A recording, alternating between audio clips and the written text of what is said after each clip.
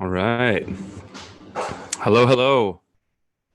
Let me know if you can hear me. And hey, John. Hey, Devin. Whoops.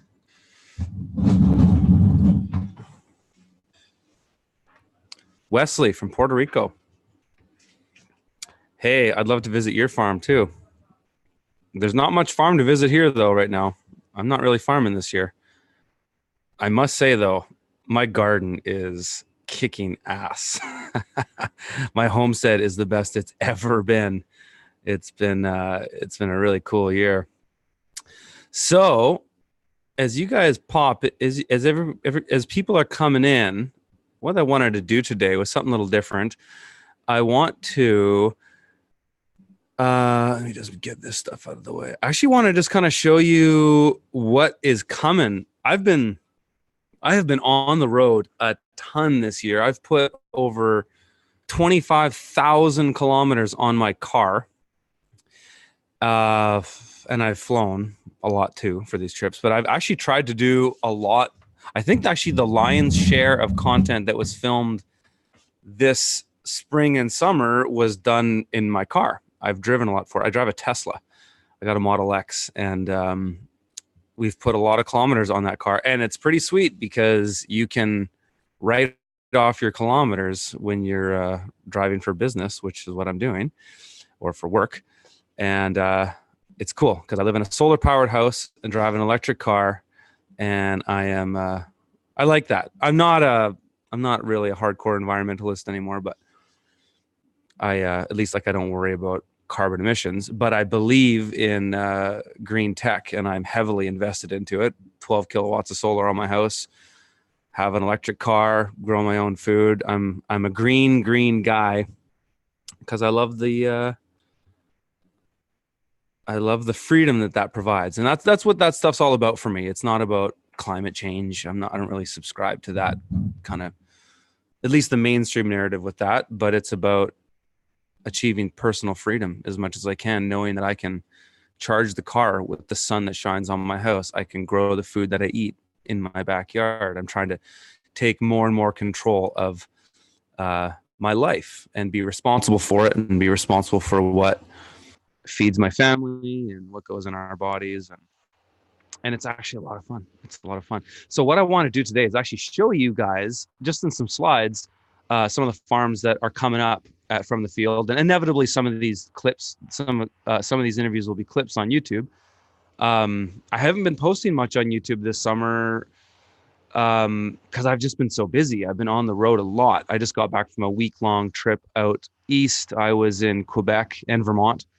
And I'm going to show you guys some of the farms that's going to be coming up from the field, and what I've learned a ton. I'm not farming this year, and but I have learned more about farming this year than I would say cumulatively the last 5 years of my farming career, because I'm visiting all these different types of operations, and I've broadened my perspective on what I've learned. And that's why I made From the Field. Well, it's part of the reason why. Big part of the reason was to be independent from YouTube more, and independent from the sort of monolithic monopoly content platforms, social media platforms, but is to also share the experience that I have. Like, I've taken a year off consulting.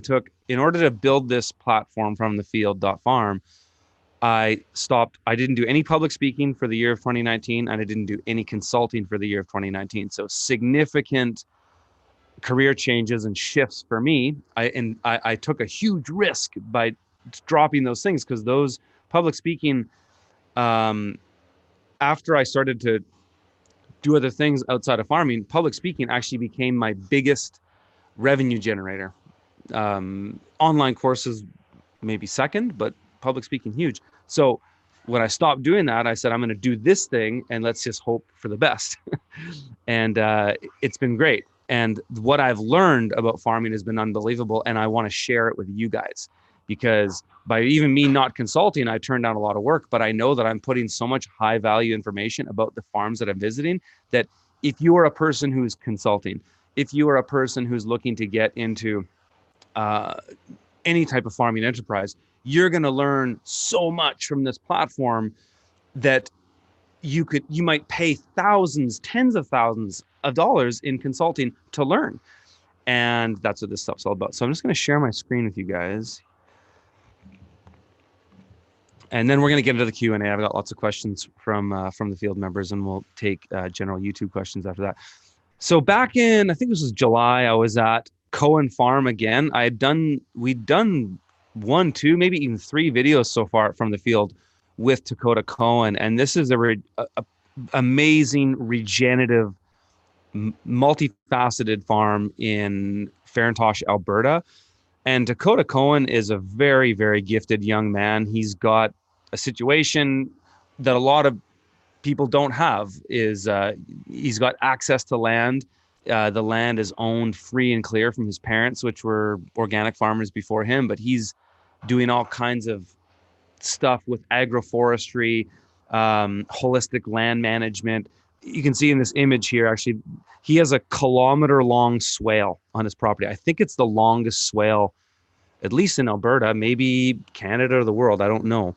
But this is an incredible farm, and these guys have fully dialed in water management, and they're harvesting. So with the earthworks they've done in this land, with the swales, the catch water dams, he's got a brilliant irrigation system on a solar ran pump that pumps water uphill, and then that water also runs off other lines to run out to parts where he's got the cows or the whatever animals he's running for them to feed off. It's amazing. But they're harvesting 40 years of water per year into this land. And so the abundance of it, especially when you look at the farms all around it, how this is just this beautiful green oasis of regenerative agriculture.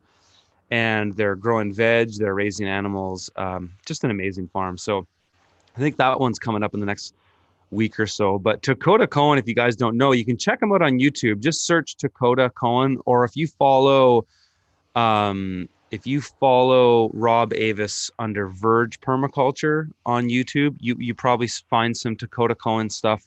Incredibly gifted young man. I think this guy will be like sort of the next Joel Salatin. Like he's a good public speaker, but he's an amazing farmer, and he really knows what he's talking about. So that's coming up. I had the pleasure of the privilege, I should say, of visiting Michael Abelman at Foxglove Farm on Salt Spring Island. And what an amazing market farm this is. It's very diversified. Probably, and they have animals too, which we didn't look at that on the operation. It's kind of kept it to like an hour and a half video or something like that. But very diversified. Some of you guys might be familiar with Michael Abelman. He's written many books. What's his main book? Fields of Plenty, I think it's called. He wrote, and he started the Soul Food Farm in Vancouver, the big urban farm there in right downtown Vancouver, multi-acre, employs a lot of people. He started that farm, but this is his home farm, Foxglove Farm, and it's everything. I think if you wanted to run away, or you wanted to get out in the middle of nowhere and farm a full diet of like all the food you would eat, this is the farm. Out of all the farms I've ever visited, and I've visited probably hundreds now at this point in my career, but I've certainly made a lot from the field and YouTube. Not nearly as many as I visited, because I don't always film my consulting sessions or just farms that I visit off the cuff at workshops or whatever.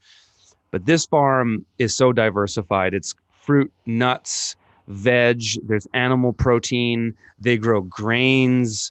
It's really beautiful. And it's a dream. I think I want to do something like this at some point in my life. And this farm is certainly the model. And Michael Abelman was sort of a big inspiration for me when I first got into this, because he was a farmer, but he was a public speaker. He was writing. He's an author, so he's a huge inspiration for me when I started. And his farm was certainly just as amazing as his work. Absolutely beautiful, so diversified. I learned a lot there, and I know when that video comes out, people are going to learn from him. He had a really, this guy's been doing this for like I don't know, he's been farming for at least 40 years, maybe. He started one of the first urban farms, at least sort of mainstream urban farms in somewhere in LA, around LA. I forget the name of the area, but he's been going at it for a long time. It's great. These older farmers, they just have so much to teach, and you can ask them about anything, and they just can talk for hours on one thing. I loved the way he did his raspberries. I'd never seen raspberries done commercially, at least organically, and he had this really neat Y-shaped trellising system where you have the trellis moves this way one year and then this way the other year, and you separate the canes, the second year canes and the first year canes, and the way you lean the row. I thought that was really neat. But yeah, beautiful farm, awesome guy. And this was just last week. These next whatever I'm going to show you, 3 or 4 or 5, just came from last week. So I was in Quebec, and then I also made a little trip down to Vermont. But Miracle Farm, Stephenson Koyak, amazing permaculture orchard. This is a huge inspiration for me too, because I'm very interested in fruit trees and very interested in just trees in general. But what a beautiful farm, and the system he has integrated, full polyculture, annuals, short, like all the 7 stories of the food forest he's employing. You know, a lot of these ideas, if you got into Robert Hart or Bill, Bill Mollison, of course, and or David Holmgren, a lot of these permaculture guys talked about these ideas, and Stefan has done it on this farm, and it's beautiful. Stefan's also on YouTube. Check him out. Just search Miracle Farm or Stephenson Koyak. But this was a great operation. And when we were coming there was so much fruit, and so just to see all the different types of fruit and just the abundance. He has such a cool business model, because what he does is he has a membership-based farm, kind of like a CSA, but it's not a CSA. So you buy a membership every year. I think it's like $60. And then for that membership, you get to come and do, U-pick on his farm. So you can't just drive up there and do a U-pick. The farm is very meticulous in the way it's laid out. You know, things are staged. And so you don't want just random people showing up and picking it. You want people who have been told how to do it and what to do and where to pick and all that, right? So he's got this great business model where people pay a membership up front, and then they come and pick, and then they pay for what they picked. So they do all the work. And so, he's a guy who's, I think he's in his 60s. And he doesn't want to do back-breaking, elbow crunching, wrist torquing work. Let the people sell them an experience, and then beautiful organic fruit at the same time. It's an amazing business model. He also has got this really cool virtual tour of his farm you can take. It's off his website, and they showed it to me on an iPad. It's genius. It's like they put up a 3D camera all around the farm, so you can pretty much walk the entire farm and point at things, and it tells you what they are. And totally genius. Steph's a great teacher. He does a lot of public speaking. He also toured New Zealand the year before Jean-Martin Fortier and I went. And actually, he was kind of how we met up with James Samuel, who brought us down there. But yeah, Miracle Farm is amazing. This was a relatively new market garden I visited on this trip, Le Jardin des Funables. My French pronunciation isn't all that great. But these two guys, Vincent and Vincent, two Vincents, were absolutely crushing it. And I'm so excited for this video to come out, because I think it's in 2 parts. These two guys are such a perfect example of taking the right information, the working with the right teachers, real teachers. Like, these guys worked on farms and worked on good farms. One of the Vincents, in fact, worked at JM's farm a year or 2 ago, and that's where I met him originally. And the other Vincent on the left, he also worked on farms. But these guys were very educated about agriculture. I think they even had some sort of institutional ag education, like university agronomy or something like that, agroecology or something. But these two guys are just crushing it. I think it's their first year, second year farming, all the right things, all the right crops, knew all the right markets to go at. We're just a perfect, inspiring example of how, if you just get the right information from real teachers right out of the gate, you can go out and crush it in your first couple of years. And these guys were already doing well over 100,000 on that farm. I think these guys will probably get to a point where they can do double that. Their greenhouse production was absolutely dialed in. I had never seen ginger grown the way that they were growing it. These guys were making $8,000 off a 50-foot bed of ginger, 30-inch bed in a greenhouse. So I'll have a video coming out about that at some point. But these guys were just crushing it. They had their successions totally timed. They were also managing expansions on the farm. Like you can see, there's a high tunnel there going left and right. They're building 3 more of those when I was there. Totally crushing it, and just had so much good knowledge. Like I remember walking through with Vincent on the right. We went into that main field on the left, and we were talking about specific crops. And, here's a guy who just, he knows the science, he knows the practice in the field, and was basically just telling me all this like amazing information that you would put in a book. Like I would take that information, just put it in a book, because they were so on it describing each crop. And so that'll be an exciting part when that video comes out, is the level of knowledge these guys had with each crop, and also their ability to articulate it. Because it's one thing to know the knowledge, right? It's also another thing to practice it, both very important, but it's also another thing to be able to convey that information. And I think these 2 gentlemen have a bright future ahead of them with farming. So that one's coming out soon. And then, of course, my good buddy JM48, we made another trip to Ferme de Quatre-Temps. I've been to this farm every year since it started. So this was my 5th year in a row visiting this farm. Taught a workshop on it last year with JM. And it's been amazing to see the changes of it every year as it becomes a more biologically diversified environment. You can just see too from the drone footage, if you go back in some of the first videos I did on this farm to where it is now, just how things are so greened. There's no bare soil anywhere on this farm, no bare dirt. Everything has been developed as it's supposed to be developed. And to see its growth in crew, understanding its marketplace better. JM also just developing and learning more about the system and the context that he's now in, because it's a different context than he was farming with his wife Madeleine on La Grillinette, the original farm that he wrote his book, The Market Gardener, about. But to see this growth, also JM is like, a pretty close personal friend of mine. It's nice to see him not be so burnt out. And I mean that with all love and good intentions towards JM, but he's finally found a bit more balance in his life. He's not grinding himself into the bone. I visited his farm sometimes twice a year. I think most often it's been in the fall, but there's been a couple summer visits and a couple spring visits, actually a couple winter visits as well.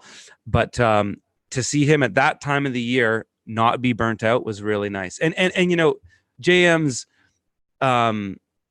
as a farmer, if he was only farming, he wouldn't be burnt out, because he's a true master. He's a true innovator in this space.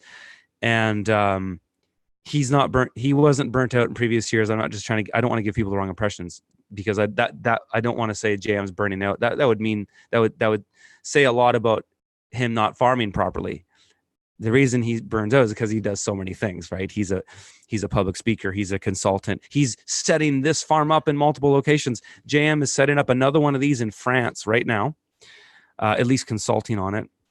And he's also set up this farm, a miniature version of this farm in northern Quebec. So this is a guy who hustles beyond most people's imagination, right? And is so effective in his work that he can do that he can manage a farm such as this, 10 acres of that whole perimeter area of the market garden is 10 acres, 700 100-foot beds, and all those heated high tunnels. I mean, immense production with a lot of other things that he does. So, true testament to the entrepreneurial spirit. JM definitely has that. And it's cool to see him finally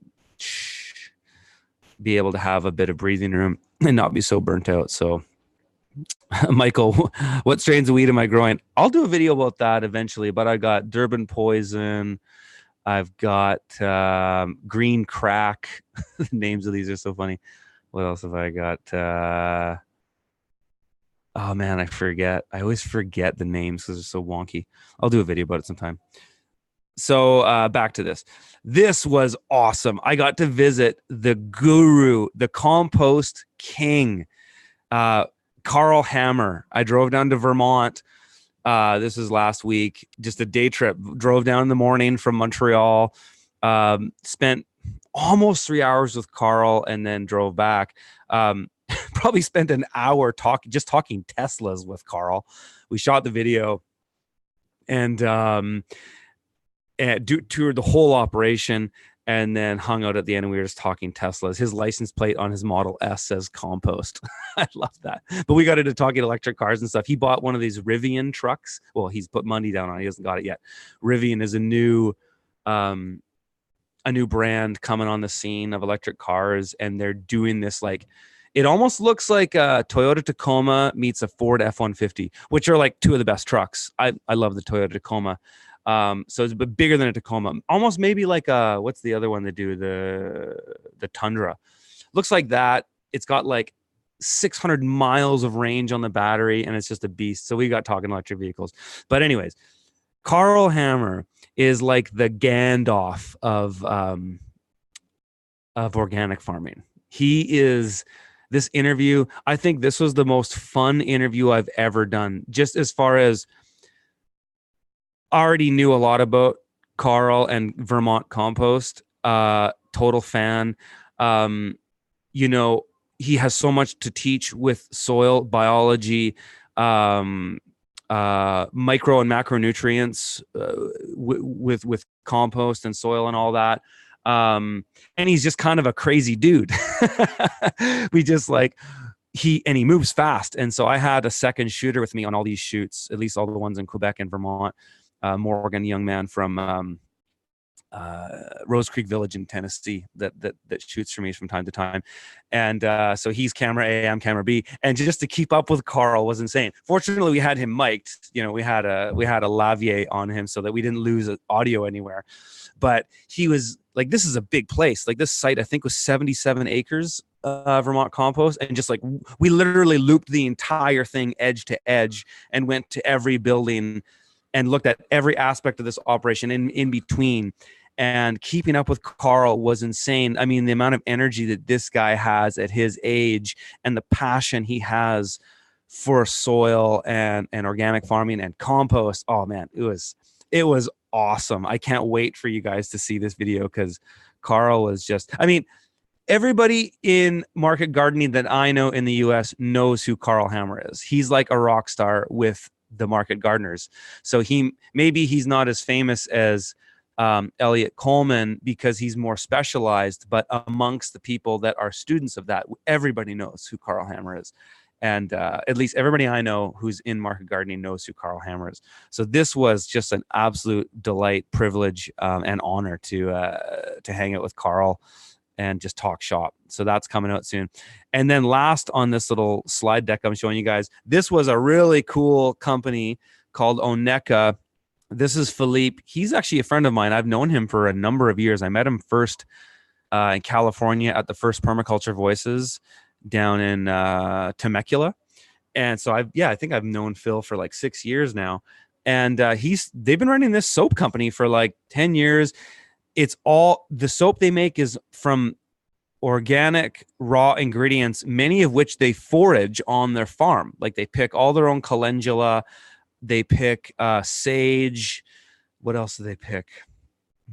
A few other seeds and flowers and things here and there, but really cool business model with purpose. You know, I think it's hard to say what's regenerative and what isn't, you know, but a business that is doing their best to be as regenerative as they can, stewards of the earth, also capitalists making money, running a successful business. They have 2 kids. Real inspiration. And so this is something different. You know, this is something different for From the Field and for me, but it's something I want to do more of, not only profiling regenerative agriculture, but opening the lens a little bit more, going a bit more macro and just looking at the greater scope of regenerative businesses. And so that's kind of, that's some stuff I'm into. That's just some stuff that's coming up From the Field. And let's look at some questions here. So I'm just going to stop that share. There we go. Okay. Now I'm going to take questions. I'm going to do the from the field questions real quick, just looking at this chats in case there's something like, hey, Curtis, your mic isn't working. Mark, I'm looking down at the bottom here. Thanks for the live chat, sharing your visits. Another farmers looking forward to the videos. Keep trucking. Thanks, Mark. Hey, Curtis from Portugal, will you make a video about Wise Earth Farm? Yeah, I should. I mean, yeah, why not? I mean, John, I see John all the time. My house has gone under an insane amount of renovations this year because I'm not farming here anymore. I'm not. My farm isn't running this year. Not to say that it'll never run again. It's just not running this year. Took some time off. So my whole homestead context has changed.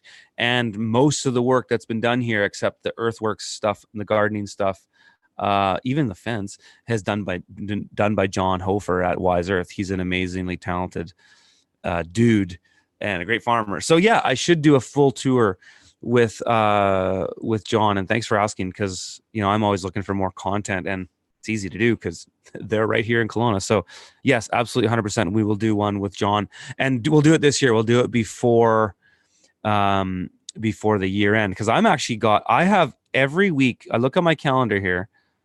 I have every week of From the Field planned up until December 6th for the year. So I only have 3 weeks of this year that I don't have content either shot or planned for. I have most of it shot. I'm actually not traveling anymore this year to do videos. So yeah, okay, so let's go into the From the Field questions. I think so the way I do these, so guys, I'll take YouTube questions after I do the From the Field stuff, but the way I do these questions is people post to, let me show you, and people aren't doing it enough yet, but that's okay. We'll get there. What we're supposed to be doing it From the Field, and I take responsibility for this because I've changed it around over the last little while. Let me just, what's going on here? Pop that back. There we go. Share. I take responsibility for this because people just did what I asked them to do. So when I first launched From the Field and started doing these Q&A videos, I had people email me at a special email that only From the Field members had access to. And then that way I could tell if they're members, and but it also created more work because I had to open up emails. But now what we're doing is we're doing this in a forum. And so I want to just say this to reiterate it for From the Field members who are watching or hear this as the podcast version is, post your questions to the From the Field message board. So when you're in the website, so when you're in From the Field, I'll just do this right now because I've got it open. So you're at the home page. Sorry, my internet isn't the fastest. That's because I'm on Wi-Fi now. If I was running on my Ethernet system inside, then I'd be deadly fast, which is I'm going to have set up here eventually for everything. But when you're at the From the Field homepage, come on, homepage. There we go. So there's the content. Clutch Hemp Co. That was the last week's video. Amazing hemp operation in Colorado. This week's video is a part 2 of that, where it's just Patrick and I sitting down. And it's like an hour and 5 minutes. And he is so open source, man. If you're interested in the cannabis industry or hemp industry, this interview will blow your mind. He explains all the things they had to do to get the business started. I mean, shit, like that's an online course. Like that could be a section of an online course. It's that valuable. But anyway, sorry, I digress. So on the site, going back to talking about where you post your stuff, you go to discussions, you go to forums, and then in there's a general forum. You click on that, general.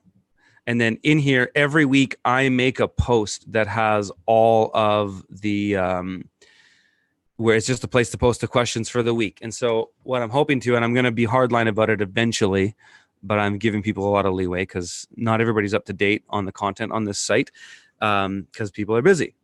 But yeah, you click on that and then boom, post your question in that forum. and then that's where I'll read them from when I do these either YouTube podcasts or just record this as an audio podcast. So with that, let's get into it. First question is from Joe Jensen. Curtis, I'm a big fan, have been for years. You've inspired me to leave my work as a nurse and focus on people's health in a different way. Food. I'll be transitioning from nursing to farming 2020. Awesome, Joe.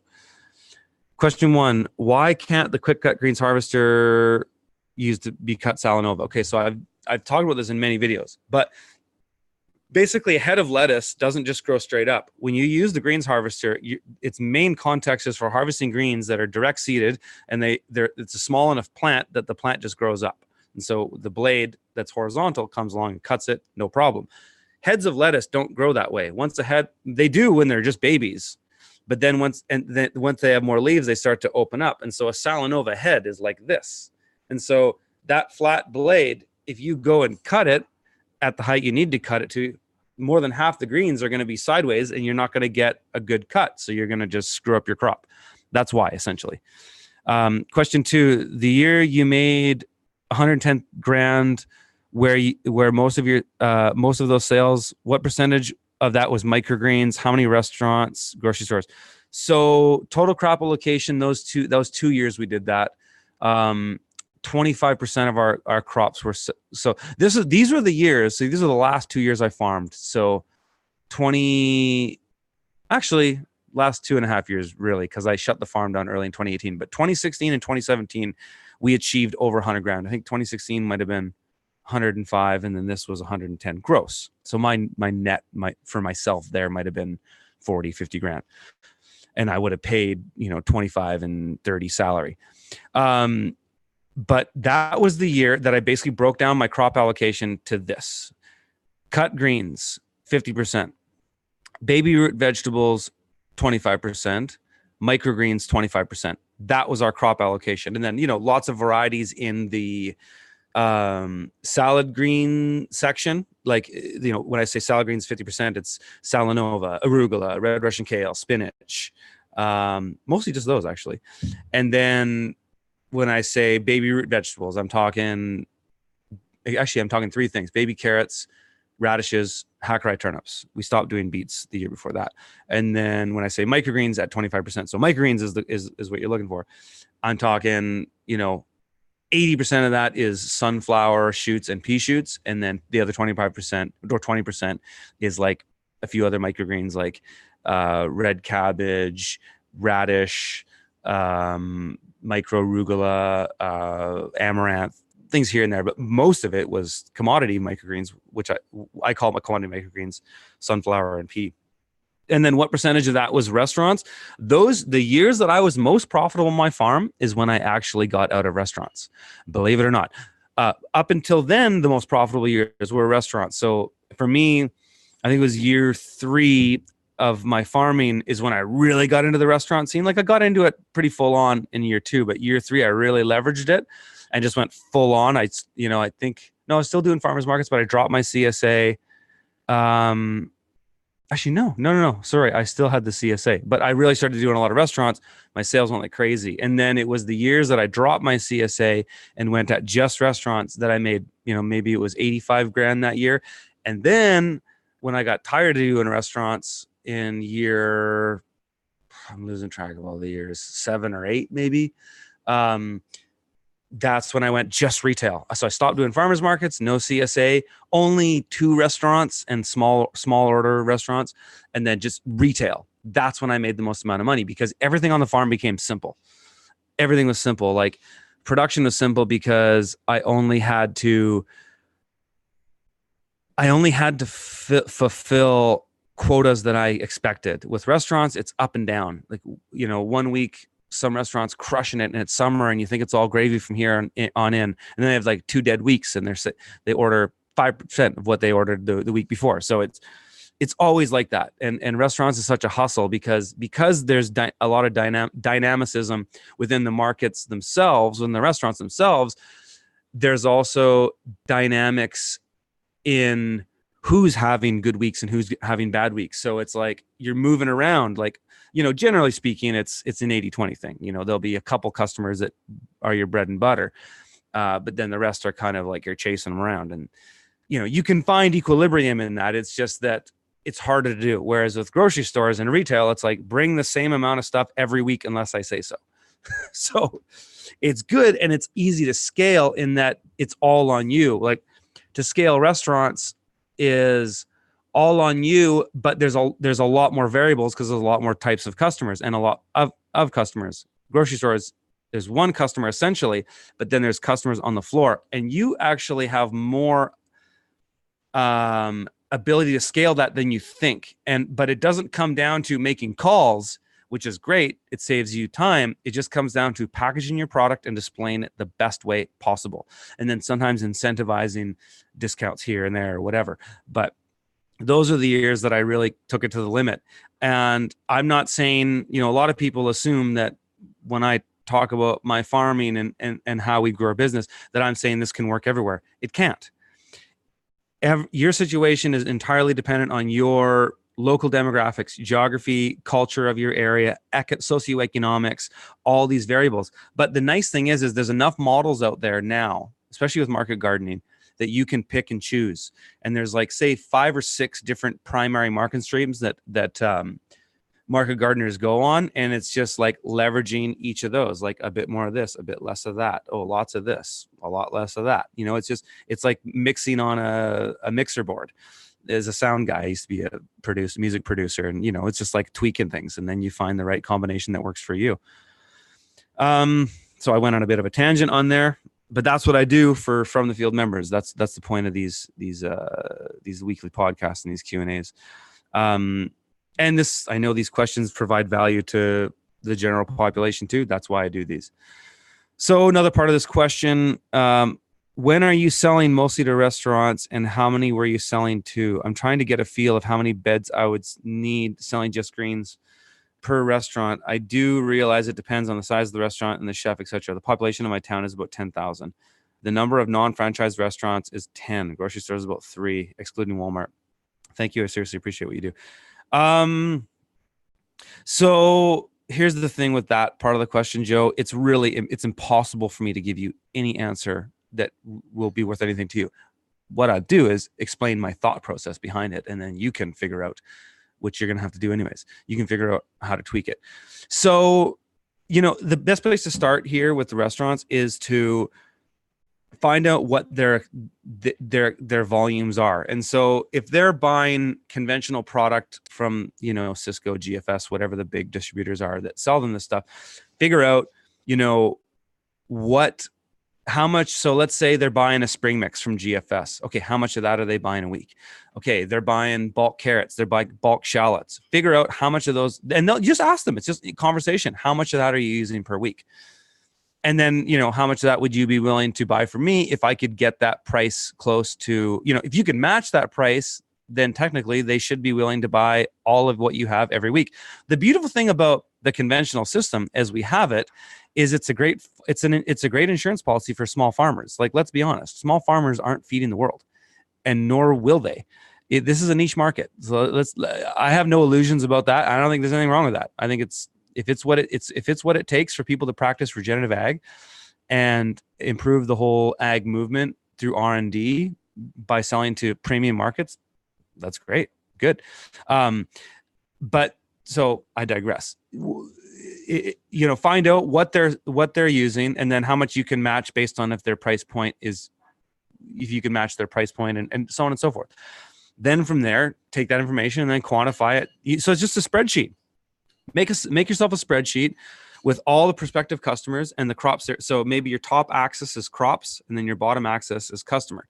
And then, so this customer wants some 30 beets per week, so on and so forth. Fill out the chart, and then stack them all up, and then sort it out, and then tally it up at the bottom. There's an idea of what you'll need per week. Then go and take crop yield information that you can get in my book. I talk about it a ton on YouTube. In my courses, I have that probably in the most comprehensive way, either my microgreens course or my profitable urban farming course. We really lay that stuff out. We have spreadsheets that do calculations for you and all that. Then it's just quantify it, but the courses and all that is just a faster, easier way for people to get the information. if you are really keen and you don't have any money, you can learn to be a market gardener. That's what I did. There was no online courses when I started, and I barely read books besides the classic ones that, you know, are honestly, like, I love Elliot Coleman, but to read Elliot Coleman's book right now to go out and start a market garden is kind of pointless. You're better off just reading Jean Martin's or mine, because we've distilled the information for the current context and updated all the yields and updated with all the new tools and stuff like that, right? So just take that information and then do your crop plan, and then boom, you have a pretty good idea of what you need to have each week. And again, all these are ballparks. Farming is infinitely dynamic and infinitely changing. You know, like, I often like to use the reference, because I was a musician for so many years, and an improv based musician too for a lot of it. Farming is, especially when you're selling to restaurants, is like playing jazz to a lead sheet. So in jazz music, they just read what's called a lead sheet, or just it's a simple, it's not a chart with every note what to play. It's the chord changes and the rhythm changes. And then maybe the melody for the head, the main chorus, will be in there. So that's kind of like restaurant farming, because you have a loose form that you follow, and then the rest is improvised. And that's based on what the other players in the band are doing. With a CSA is like being a classical musician and reading, you know, playing a concert pianist, reading every note on the page, every crescendo, every chord change, every note, every rhythm change, everything is followed that. And so there's value learning to farm with a CSA, because you get that simple thing to follow that is pretty much cut and dry each week. But when you get into restaurants and other types of markets, like, actually no others like restaurants, they're the most dynamic out of all the types of markets you could sell to. You know, you have to improvise and you got to think on your feet. And so sometimes it's good to have a bit of experience with understanding the structure before you go into the improvisation. So yeah, you can use those figures to just kind of figure it out. That's what I did. And you'll spend a lot more time at it up front than you will in later years, but it's good to spend the time on it and crunch the numbers and really look at it and get good at speculating. Honestly, learning how to speculate was one of the most valuable skills that I learned while I was farming. And I think my music career actually helped me in that. But speculating in that, you know, people who are day traders on the stock market do the same thing too. It's always guessing where you think things will go based on past information. And I became good at speculating because early into my farming career, I used spreadsheets, and I love spreadsheets. And I do spreadsheets for everything. I have 9 different income streams with all the things that I do off my farm and all that, which actually 8, because I'm not even farming this year. So all these 8 things, I use spreadsheets for every single income stream. I look at when I make money, how I make money, where I make money, and I use that to predict and look at trends. And it keeps the surprises at bay. I don't like surprises. I don't like the black swan. I want to be prepared for what's coming, and then that helps me make better guesses about how I can do really good to expect certain things. And so, yeah, it's like the old saying, you don't know where you're going unless you know where you've been. And so the more you know about where you've been, the better you can guess about where you're going. Okay, next question. So thanks for that, Joe. This is from Gabrielle's Gardens. Hey, Curtis, I asked about the peppers on the chat with JM. Are trellis peppers just normal varieties of peppers pruned to a single leader, not a special variety like what's at Man's Organics?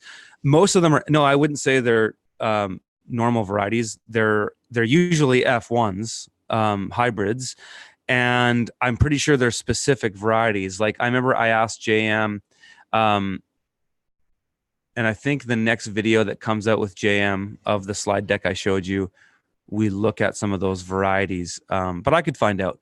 But I asked JM, you know, do you ever grow lunchbox peppers? Because that's a pepper I grow in my garden. I love it.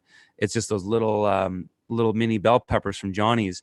And I asked him about that, if that works in the greenhouse. He said, no, it doesn't work. You know, it's like you need specific varieties. So yes, they're specific. And I think it's single leader on the peppers. And then it's double leader on the tomatoes. From what I've learned about that, peppers and eggplants are a lot less work with trellising. They kind of just follow the trellis, I think, because they naturally grow a single leader pretty good. And so they're not as intensive with pruning as, say, tomatoes or cucumbers, because those are very intensive. Okay, so those are the last of the forum questions. All the rest, like, still people are mostly emailing these to me. So I'm just going to open my Evernote doc, and this is, I think we officially have. I've said this from the beginning with these from the field videos. Is like, don't worry too much about the length of your question, because like we're not getting so many that it's a problem.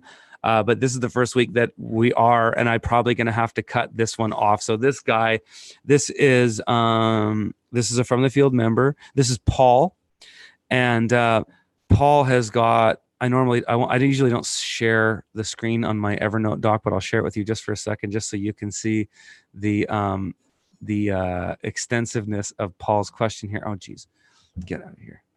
Oh, sorry, guys, I screwed something up. Here we go. The extensiveness of Paul's question here, just to give you an example of, there's other people that have questions. So this is Paul's question. Hey, Curtis, I'm emailing you this because I couldn't find a place on the forum to post this. Fair enough. But there's a lot of subpoints in here. There's 1, 2, 3, 4, 5, 6, 7, another paragraph, 8, 9, 10, 11, 12, 13, 14. So 14 points plus another 3 paragraphs. So Paul, I apologize. But I also congratulate you being the first one to give me more than I think would be realistic to answer in this session. But you know what? We're going to go for it. And we'll just we'll look at the time. I usually try to keep these in within an hour. However, I haven't even finished from the field stuff. So I always got to finish the from the field stuff. And then it's kind of like how long I feel like answering questions in the YouTube, or if people are throwing me super chats or something like that. So we'll go over it, Paul, and we'll see where it goes. So let's just get right into it.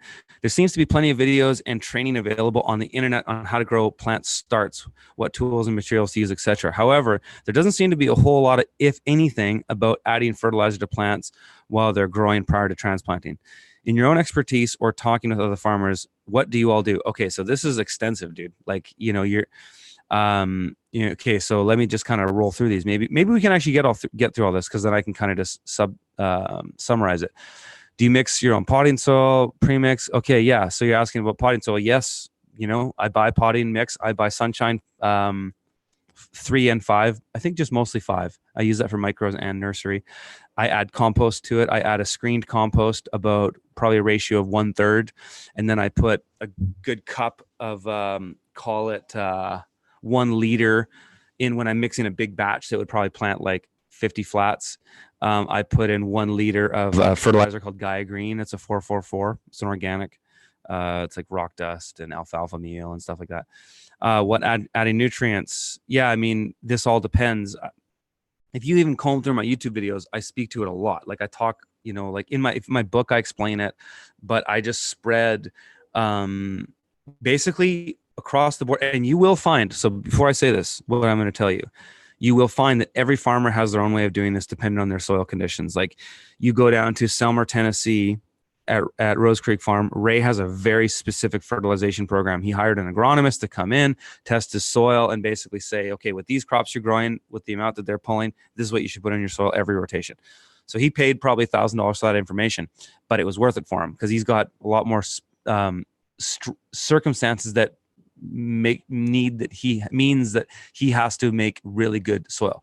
Eric Schultz in Arizona has a very similar but different thing. Jean Martin, just the farm I was just at last week, same thing, totally different way of doing it. Everybody has a different way of doing it. But maybe that's why there's not so much content about it in the general internet. But I mean, I know I've talked about it tons on my YouTube video. I wrote about it extensively in my book.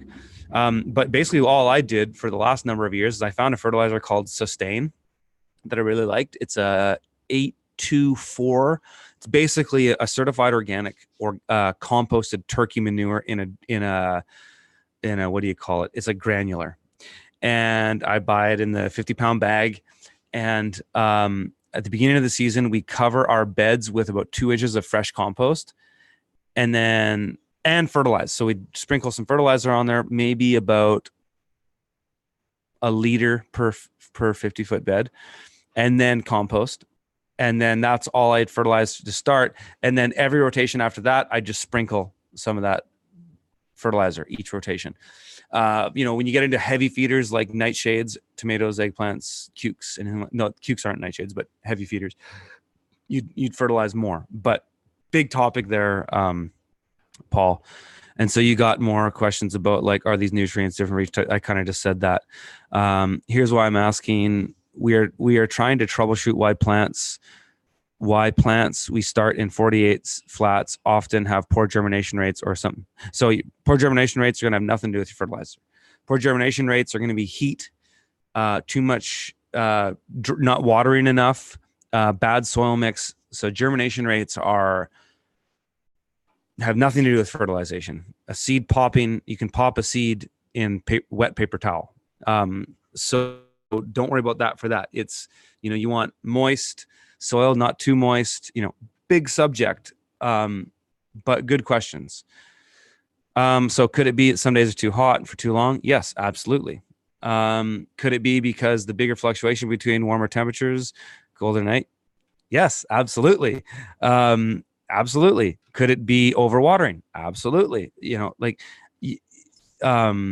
These are great questions to ask, Paul. But it's impossible for me to give you a definitive answer because as you're illustrating for the things you're saying, could it be this? Could it be that? Now you're going, could it be microbes? All those things could be. With germination, no. But you never know. Like, I don't know everything. But with germination, 99 times out of 100, maybe even 999 times out of 1,000, bad germination is going to come down to moisture in the soil, bad seed. That's definitely a possibility. Airflow and light. Some seeds need light to germinate, like sorrel and celery, I think, needs light to germinate. But those are the main factors you're looking for. So it isn't this. Potting soil has a lot to do with it. Finding the right mix. I would say, these are great questions. We haven't covered them specifically in From the Field because From the Field is just, me talking to growers. But this is good winter content. Like, you asking me these questions makes me realize that, I got 3 weeks that I don't have planned for this year. And then, we go into the new year. I've got trips. So like there'll be farm-based content coming out in February. But these are things, other videos I can make. So good questions. So you say here, and hey, you know what? We got through it all, Paul, because I was able to kind of look at these and kind of get to where you're going. So that's cool. So far, it doesn't seem to be fungus, mildew, or dampening off.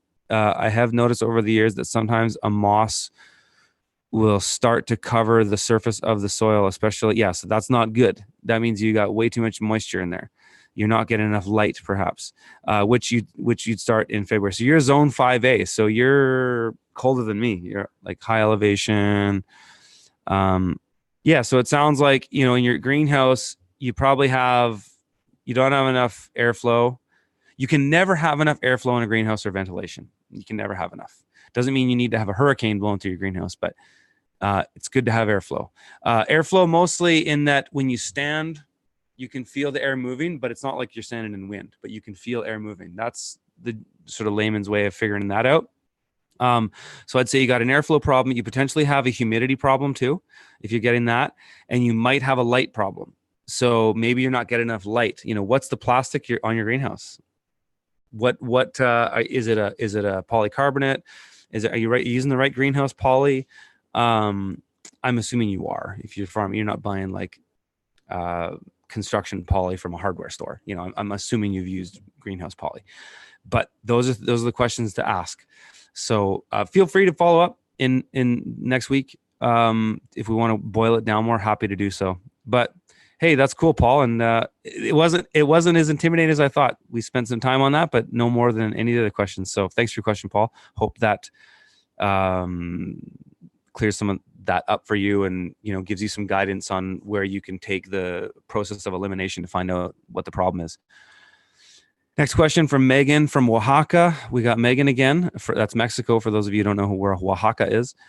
Dear Curtis Greens from Oaxaca, how much soil prep is needed before sowing cover crops? My context is farmland that has been tilled and left uncovered for months. A year ago, it had good soil analysis reading. The cover crops I'm considering is buckwheat, sunflower, peas, and oats. If the crops grow really well, it could be a bonus, and I could save my own pea seed and sunflower seed to use untreated seed for good microgreen varieties. As always, thanks so much. This is a simple question. Very little soil prep. Like I would probably till it again before you get a nice tillage on the top so the seed goes in well with whether you're using a seed drill or you're broadcasting or you're using the Jang. You can actually I'm going to be doing some experiments with this here, but you can actually use the JP5 to do cover crops. It's pretty cool. There's a couple different ways you can do it. One is if you have a seed mix that's like all these things, what do you got? Buckwheat, sunflower, peas, and oats. You could do all that. Those seeds are actually all similar size. Buckwheat probably being the smallest. You could mix them all together and then use something like a G12 roller, or like even that really big one that's kind of these squares plugged into the roller, and just have 5 of that roller and then just rip it all. Or another way I thought is you could actually have 5 different each hopper have a different roller and a different seed. So you could go, you get a small roller, say X24 for your like red clover. And then you've got something like an M24 for your buckwheat. And then you go to like a G12 for your pea, oats, and sunflower. And so you could, just keep it separated, which would be kind of neat. But yeah, so you could do that. But, you don't need, going back to your question, Megan, you don't need to do prep. I would, like, as far as fertilizing or compost or manure or whatever, just have a good tilth. Make sure the soil is not soaking wet or, bone dry. But just, decent tillage and then watering after that. And then, establishing that cover crop. So I hope that answers that question for you, Megan. Joe, yo, boss, I really appreciate your content. Why can't use the quick? Okay, we already answered this question. Sorry, I doubled that one up. That was in the forum. Next question from Fred from Gilbert, Arizona. So I'm going to be doing another workshop. I took the whole year off teaching workshops, but I'm going to be back at Steadfast Farm. The date is set. It's February 3rd, 2020. We'll be doing another 5-day workshop there. Tickets will go on sale hopefully by next week. If you go to the urbanfarmer.co/PMG, the letters PMG, you'll see kind of the market copy about the course. You can't sign up right now, but you can kind of see what it's all about. So we'll be there. So Fred's from Gilbert. That's why I sidelined there. I live in Gilbert and I'm thinking about starting an urban farm. I see the great work Steadfast Farm is doing and I would like to emulate it as much as possible. I'm currently looking for land 1 acre plus to farm. Land is very expensive in Gilbert. Yes, it is. So I'm planning multiple uses for the farm, which hopefully produces several revenue streams. My main concerns are buying land, competing with established farmers, and creating my own niche. I think I'll focus on organically grown, ethic herbs and veggies. 3, managing water use from a shared well. Any thoughts and comments are appreciated. So, dude, telling you straight up, you got to go to the workshop. You'll get so much value out of it. You'll save yourself $10,000 day one, guaranteed. That farm's in your context. Eric is very abundant mindset. He shares everything. You're going to learn a lot from me as far as marketing and broader stuff, but for site specific stuff, Eric is your guy. You could even consider hiring him as a consultant for you. But it's not worth paying expensive consultants like myself or Eric until you know more, because until you know what the right questions to ask, you're not getting the best value for your money. But that course is going to be good value. I will give a discount to From the Field members. So wait until I'll make a post in the forum about that. So wait for that, and don't worry about it selling out. I'll make sure that if you're a From the Field member that you get a ticket to that course, because we only do, I think, 40 tickets. You sell out pretty quick usually. But yeah, go to that workshop. So first of all, buying land, get into a lease. Don't buy. Eric leases Steadfast. So there's promising leases out there. Don't buy. it's not worth it. At least to start. And then, hey, if you have to move a farm 2 or 3 times, all the better when you buy, because then you'll be more effective on your own land and you'll waste less money. So don't buy, lease. In your context, definitely. 2, competing with other established farmers. So don't worry about that. There's lots of room in the market. Having said that, the more you can niche downstream, the better. Or no, sorry, niche upstream, I should say. The more complex the niches you can get, the better. So, for example, like Eric is in restaurants in that area. So why compete there? Go for other opportunities. You're already on that thinking by saying going into herbs and veggies. You just by using those words, I can tell you're thinking niche. You're thinking outside the box. Americans say niche. Canadians say niche. I don't see how you can call that word niche, though. There's no T in it. But anyways, look for those niches. And there's tons of them in Arizona. I go down there all the time. There's tons of niches in Arizona. You've got, all these expats. You've got all these Canadians, these snowbirds that come down there. So like the winter season is actually the best season down there. Like you can really crush it in the winter, and summers are deadly hot. It's kind of hard to grow anyways, but there's no shortage of niches down there. And then 3, managing water. I mean, it's nothing complicated, man. I mean, Eric does it, drip irrigation on beds, lots of compost. It doesn't have to be drip though, because I think he's actually using mostly wobblers now, or magnets. But all these things are solvable, and these things should not be barriers for you whatsoever. Just trust me on this. Don't worry about these. I gave you solutions there. To give you specific solutions would be really difficult, because I have to know your context and know more about you. But again, feel free to follow up with from the field questions. But come to the workshop, man. You'll get so much value out of it. Don't let the price, these workshops are expensive, but we do that intentionally. We price them expensively because, well, for one, we know the values. The workshop's worth 10 to 100 times what it costs if you're actually going to start a business. And we intentionally price them high to price out people who aren't serious. Because the way I look at it is, if you're not prepared to spend around $2,000, the workshop isn't $2,000, but just say with your travel and accommodations, if you're not prepared to spend that much money to start a farm, you shouldn't be farming. So let that, if these workshops are a barrier to entry to you, don't get into farming, honestly. So I'm not saying that if you don't want to spend the money, the key word is want. If you don't want to spend the money to come to the workshop, I'm not saying don't farm. That's fine. Whatever, farm. But if you look at that ticket and go, I cannot and will not, or I cannot spend that, your mindset's already checked out. Like, you need to change your mindset first to understand. Like, real entrepreneurs and people who are switched on to abundant mindset thinking, which are the only people that succeed in business, in my opinion, abundant mindset. You're not, if something's expensive to you, your thought process isn't, oh, that's so expensive, I can never afford it. Your thought process is, wow, that's really expensive. What do I got to do to afford that? That's the question you have to ask. And until you're prepared and fully committed to that thought process, don't get into business. Just keep your day job for a while, because that is what's required to succeed in business in the long term. It's not to say that you can't make some money in business, but if you really want to crush it, you have to be asking yourself, what do I have to do? It never comes up to you, oh, I can't do this, I can't afford that, I can't do this. No, it's, what do I have to do to succeed at this? What do I have to do to get this money? What do I have to do to get this customer? What do I have to do to get this opportunity? That's it. So that's where your head's got to be at to succeed, in my opinion. Of course, all this is my opinion, and I'm just putting the best of what I've learned out there, and hoping that it's helpful to people, and hoping that other people can crush it and succeed as well. So I promise we will take YouTube questions. I got one more from the field question, and then we'll go into YouTube's. I'll prioritize super chats, and then we'll see how many we go through. Last question is from Richard.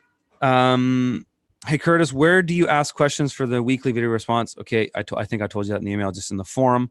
And so the rest of the question is, I have a new hobby farm with 10 acres, 3 or 4 acres available for planting, which has a compact tractor, Kubota B2601. Do you have any recommendations for tractor implements for bed prep, which this compact tractor can handle and where to get them. Okay, so I will say I'm not an expert on tractors, and I couldn't tell you just off the cuff. I mean, I could certainly Google it and probably find out.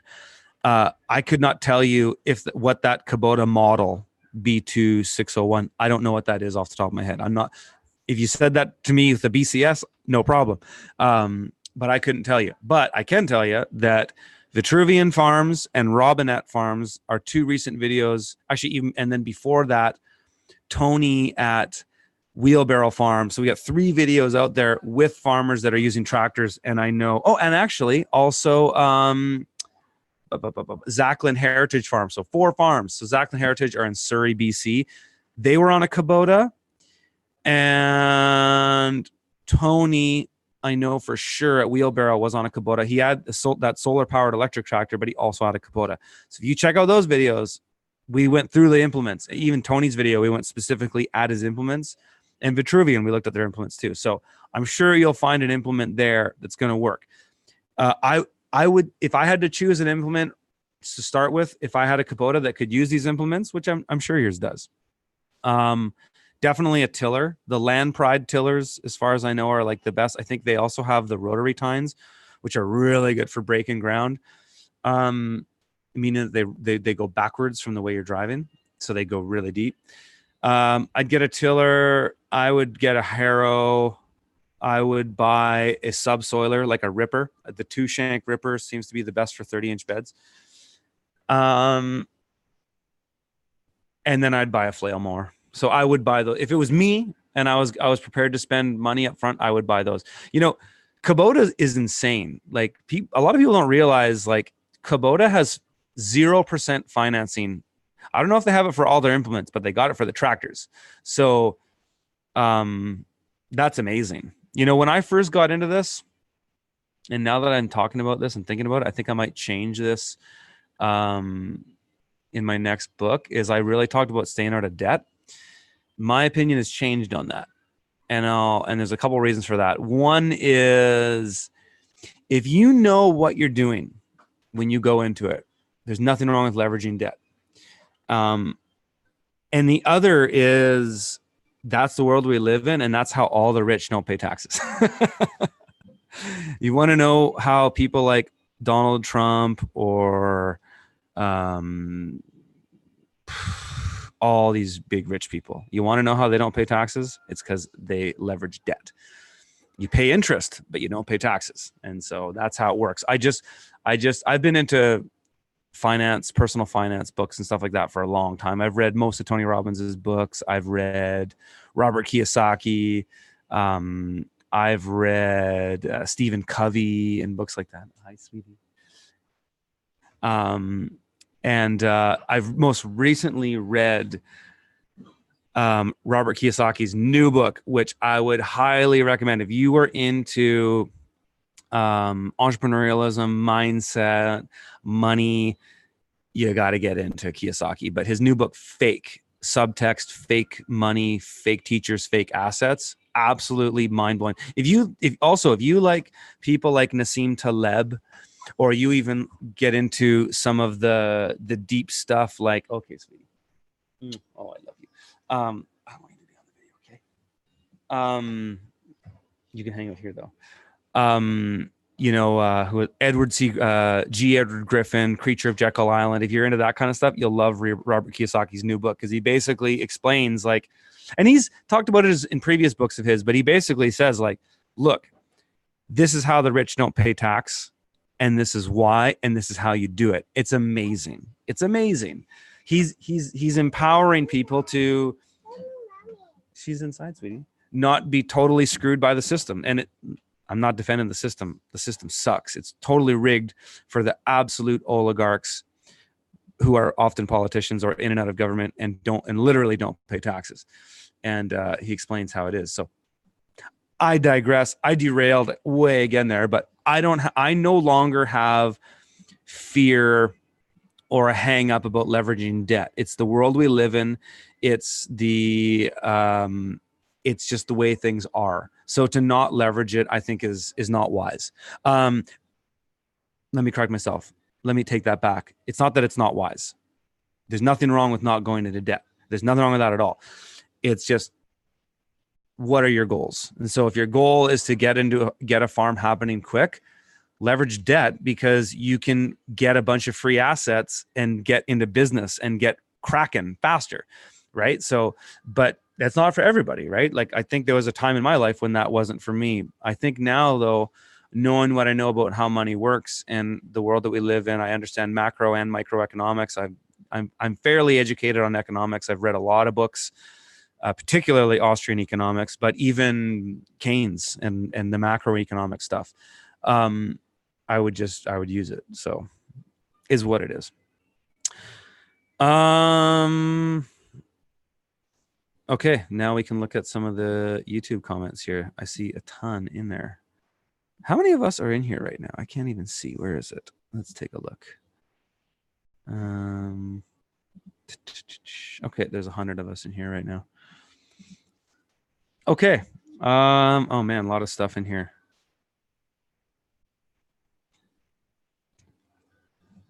Yeah, my daughter.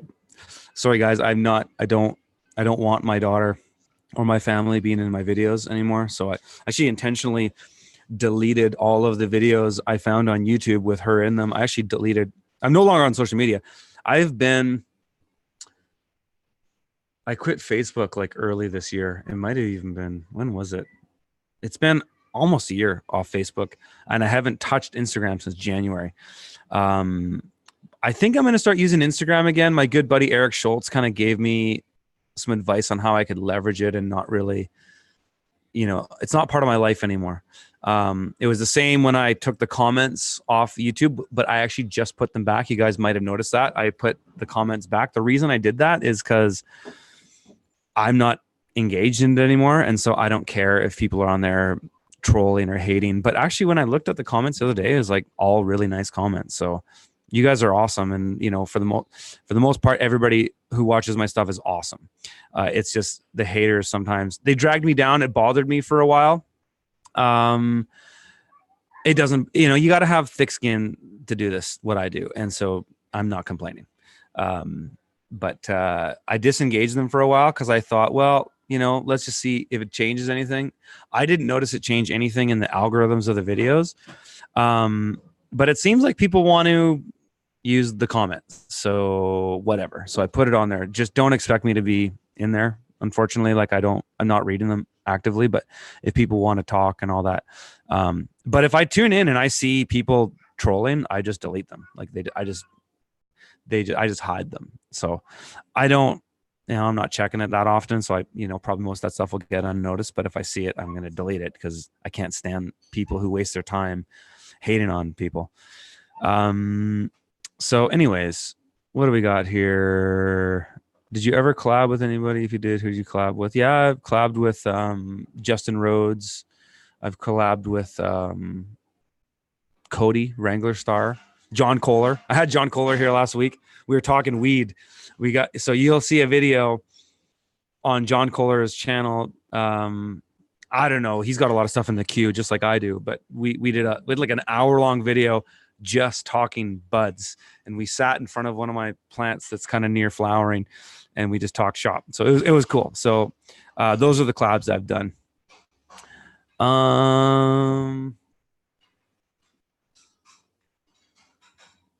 lot of nice comments. Thanks, you guys. Can you do a video on just growing weed? Not for YouTube. I will do it for From the Field though. It's just to put that stuff on YouTube it just sucks. It just gets deranked. It gets demonetized. So I'll put little videos of it on YouTube, but like I won't do extensive videos of cannabis on YouTube. It's pointless. I mean, sure, I want to make videos for people like you to see them, but just join From the Field. Like it's not expensive, and just like that's the kind of content I'm doing in there. I'm not doing that stuff on YouTube. But having said that, I do have a few cannabis videos on YouTube. They're really off the cuff, like, quick things. And that's what I'll do. Like this summer, I'm barely posting on YouTube because I've just been so busy with travel. And I've also really enjoyed just having more family time and home time. So it's like, that's my life this year is on the homestead here with my family, or we're traveling. And so, from the field content is my priority. And so I do that each week. And then I'll put all kinds of snippets in the fall and winter up on YouTube. And that's when I have more time to do that kind of thing. And actually when it gets more views anyways. So, man, John Hofer from Wise Earth has got a lot of fans. I'm actually going to Wise Earth tomorrow because I'm going to buy a ton of ginger off John, because I learned, Jean Martin and these guys at Le Jardin de Funable were just crushing it with the ginger. I'm so fascinated with that. And it's actually the last thing that I need to grow at my house to entirely make my own juice. So like I'm fairly big into juicing, more smoothies in the summer, but winter really into like root juice. So I grow everything. I grow my own celery. I grow my own carrots, my own beets. I grow my own lemons.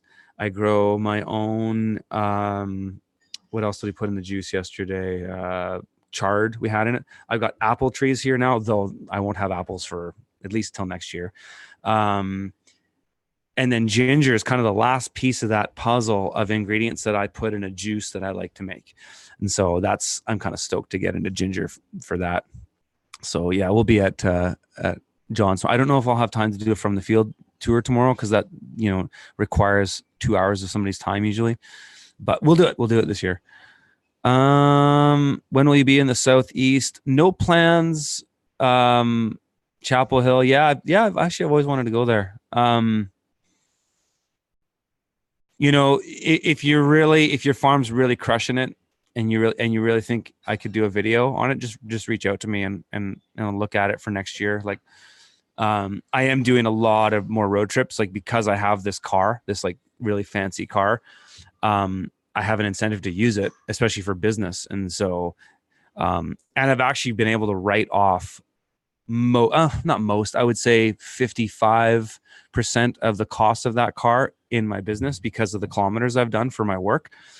And it's so great traveling in a Tesla. I should let me know actually in the comments. So I shot a video. I don't know if I want to post it because it feels cheesy and I don't want people to think that I'm like bragging about having a Tesla. Like, I'm not a car guy at all. I just love Teslas. But let me know in the comments if you think I should post a video about, I filmed it. I have a whole video shot. It's from me driving from Madison, Wisconsin to here, the way back, giving her. Like, I tried to do it in 2 days. I think I ended up doing it I tried to do it in 2 nights, 3 days. I think I did it in 3 nights and like 2 hours. But let me know in the comments if you think that I should post that video, because I shot it. But I don't really like, it's kind of what you end up doing when you're like as full-time as a content creator as I am, is that it's like being a songwriter. You don't publish every song that you write. You got your, what do you call it? Your, B tracks or B sides or whatever, like all this stuff you don't do anything with. So, but I actually, like, after I shot that in, whenever I came back from that long trip, and it was like late June, and I thought I was going to post it, but I haven't, because I'm like, I don't know if anybody really cares. But so if I don't see a lot of comments about it, I'm not going to bother posting it. Okay. Or maybe I will. Maybe I'll have a change of heart.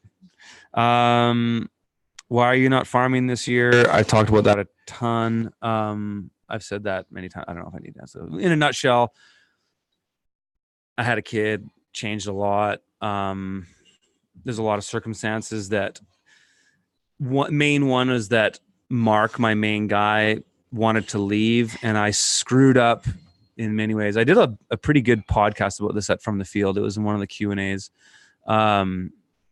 He wanted to leave, and so I didn't have a good enough succession plan set up. Succession for your crops is just as important as succession of your farmers. I didn't have enough succession plan so that when he left, I wasn't physically able, with my time commitments, able to jump into the farm full time. And so I kind of had to make a decision. I was like, well, I have been economically independent from my farm for a number of years. Like, I no longer needed to take a salary from my farm pretty much the year that I published my book. Like, all that stuff elevated so much that I was no longer needing to farm, though I did for 3-4 years after I published my book. I still farmed full time. Last couple of years, not totally full time, kind of just micromanaging, maybe part time, but I had people running it, so yeah, that's why. But if you're a From the Field member, if you go in the Q&As, the earlier ones, I talked a lot about it. And you can, in the earlier Q&As, I used to put all the questions in the subjects, like when you view the video, so you can actually find it in there if you just search around a little bit. Okay, man, there's a lot of comments in here. Where do we go? Where do I charge the Tesla? I charge it here. It's charged up. The solar power of my home powers my car, 100%. The only time it doesn't is when I'm doing trips and then I'm using the superchargers. But it's amazing how cheap it is. Like, don't get me wrong. It's or don't take this. I'm not saying that buying a Tesla is going to save you money. It's not, because it's so damn expensive as a car. You're not saving anything. For me, the biggest thing about it is independence, in that my car, I can charge my car from the sunshine, and the sunshine comes up every day, no matter what. I love that. Is it a necessity for most people? No, of course not.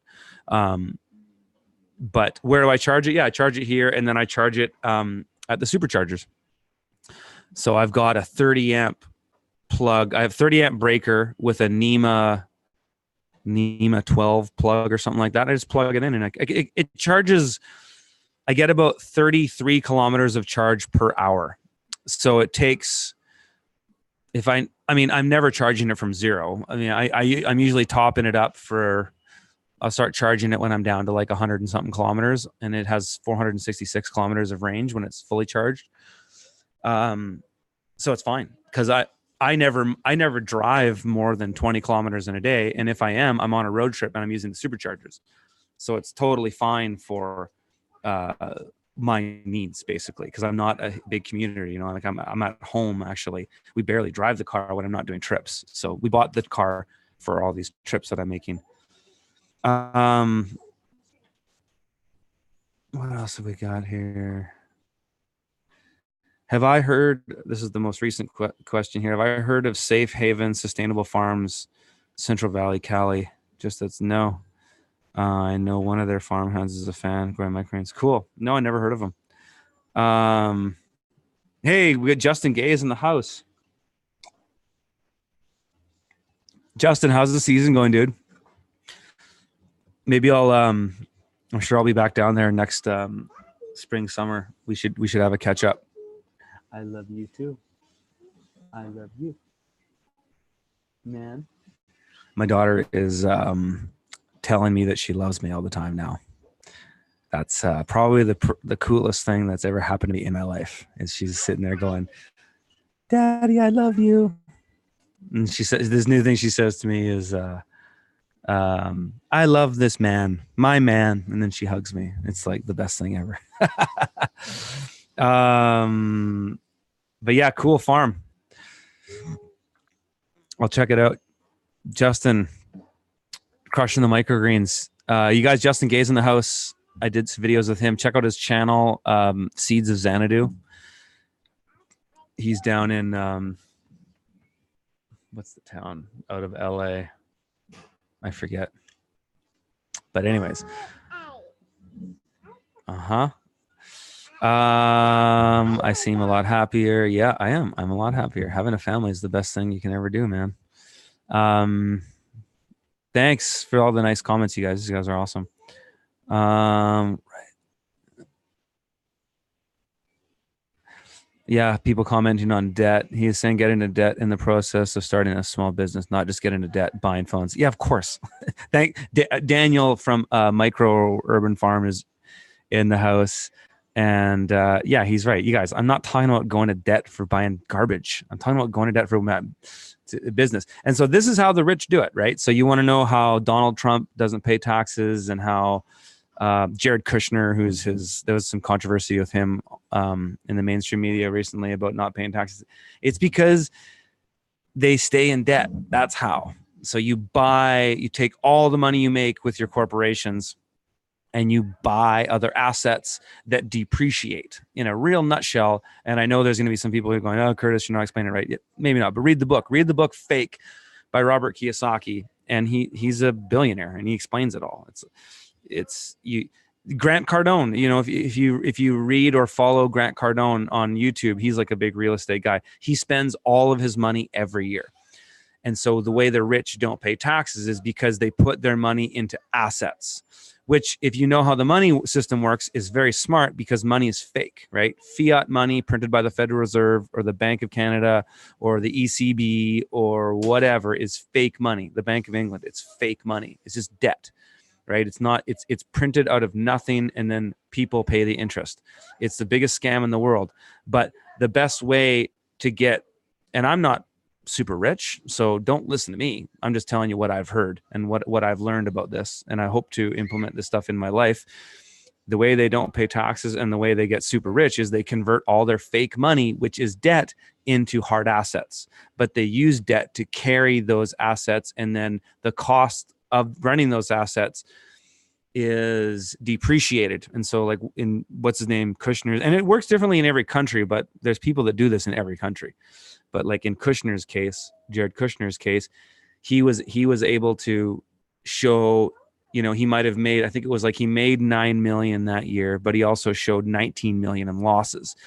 Those losses are only on paper because they're depreciation of assets that are like real estate assets that have costs to operate, but also depreciate because they get wear and tear and things like that. That's how they do it. That's how they do it. And, you know, if you look at really, really rich people, they're not just rich on stocks. They're rich because they have assets. They have all these assets. They have physical things that if the economy evaporates overnight, those assets still exist. Now, you might say, well, if the economy evaporates overnight, they're still going to be in debt. But yeah, all that matters with debt is if you can service that debt. Because if you own $1 million on a house and the economy goes to zero and the currency goes to super inflation, your debt is actually less in a way, as long as you have money coming in to service that debt. Because if you own $1 million in debt and the currency that you have that debt in reduces its value by, say, 6 times, if you still have a way to make money in tough times, which is what all the rich people do, they're all invested in services and things that are always needed. You'll always be able to pay that debt and service that debt. And actually, that's where in our debt-based economy, where it actually makes more economic sense to be in debt, which is insane to say because I know it's all a sham. I know it's all BS, but it's actually true because interest rates are so low. There's sometimes in the negatives, there's no economic incentive to save in the traditional way. The best way is to convert debt to assets. And then, you know, guys like Kiyosaki and G. Edward Griffin are really into gold. I'm into precious metals too. I've been into precious metals for a long time. But, you know, metals. I love it in Kiyosaki's book. He talks about 3 kinds of money. I love the way he lays it out. Gold is God's money. Currency is fake money, government money. And then crypto is the people's money. And he goes into all 3 of those. Really, really cool stuff. And anyways, I keep sidetracking because I like talking about this stuff.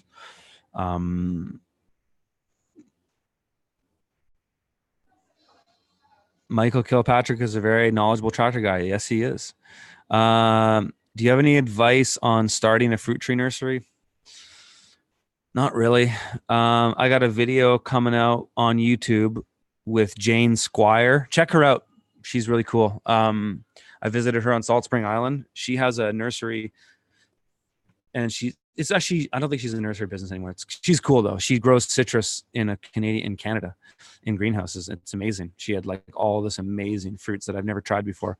But yeah, it's not my expertise. I've actually been trying to nail down this tree nursery in my area here to make a video with them, but they haven't responded to my emails.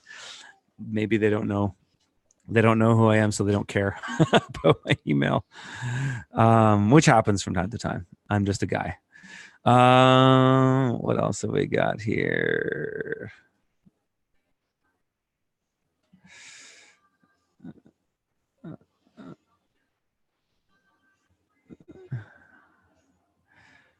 Use a spading machine.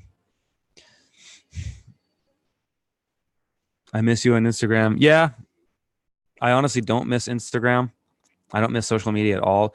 Deleting social media out of my life was the best. No, it's not the best thing. I mean, having kids is probably the best thing, of course, right? But it's the best decision I've ever made that cost me the least. So, having kids was the best thing ever. Having my daughter, we have another kid coming too, actually, was the best thing I'd ever done in my life. But it also cost me the most because it's a huge thing to do, is have a child, rightfully so. Deleting social media was the best thing I ever did that cost me nothing. In fact, it returned so much back to me. Not especially Facebook. I find Facebook's the worst. All the spying stuff, that's one thing, but just the time wasted on bullshit. And this is it, I'm a sucker for this stuff, and I wasted a lot of time on Facebook, and I wasted a lot of time combing through YouTube comments and fighting back by haters. You know, I see all these great comments. It's like 99 out of 100 are great, and then that one person who says something that really gets under your skin, that pisses you off, and you go at them, and it's like, I'm sitting here on the toilet commenting to somebody who could be 12 years old for all I know, and is just baiting me. You know, it's like, it's so stupid. So getting rid of that was the best thing I ever did. So I have no regrets about that. And I'm glad I didn't delete Instagram. What I'm going to start doing is making, I think, we'll see. I mean, no promises here because it's just not that much of a priority for me. Is making a weekly post to coincide from the field. So it'll be like an image of the farm and then a bit about them and what they do. And that's what I'm going to do. I'm going to try. Eric Schultz gave me that idea. I'm going to try to do that. What am I drinking? I always drink a cider when I do these. I don't know why. Maybe it's become sort of a ritual. I'm not into alcohol. I don't drink actively, but I do enjoy a cider from time to time, maybe once or twice a week. So that's a local company here. It's like it almost tastes like kombucha. It's like ginger flavor. It's really good.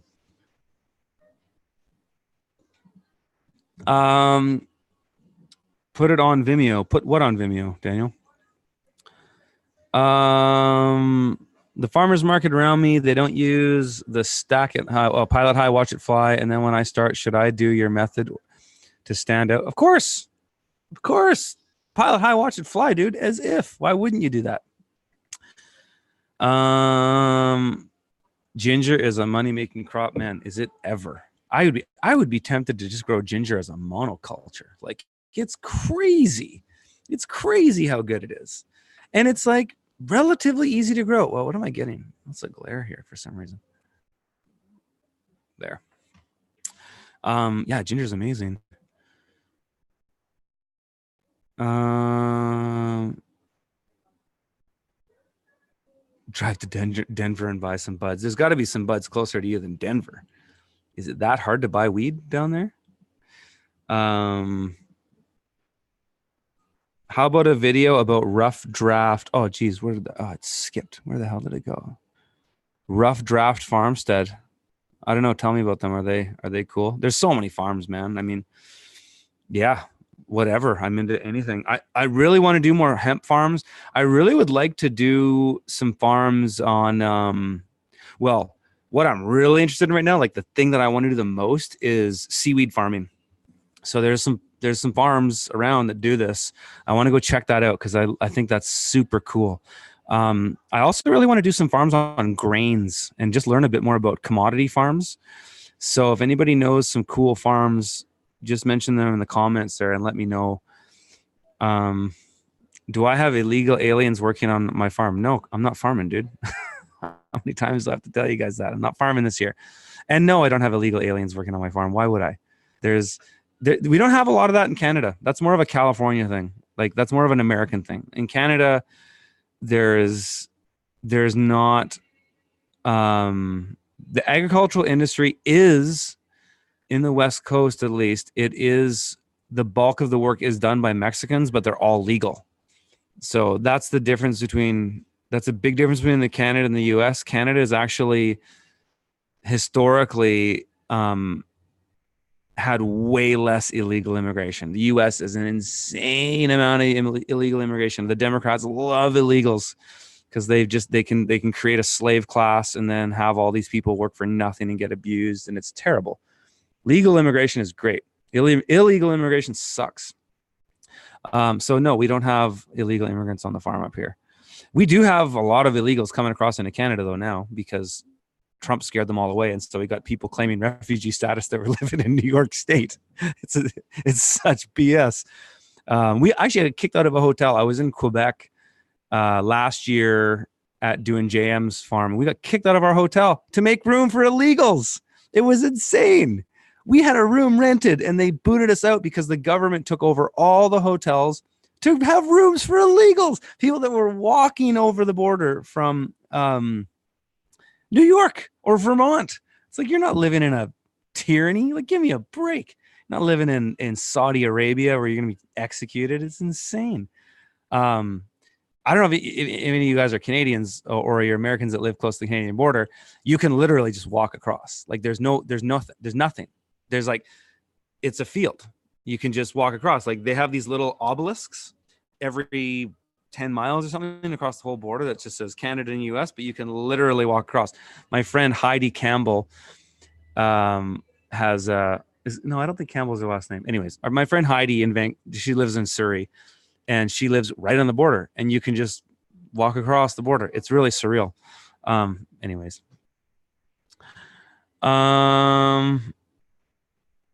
Trump 2020. Totally. He's totally going to win. The Democrats are screwed. If they keep virtue signaling and telling that they're going to give illegals free healthcare, who would vote for that? Americans are the U.S. Democrats are insane. They used to be somewhat like centrist. Now they're just nuts.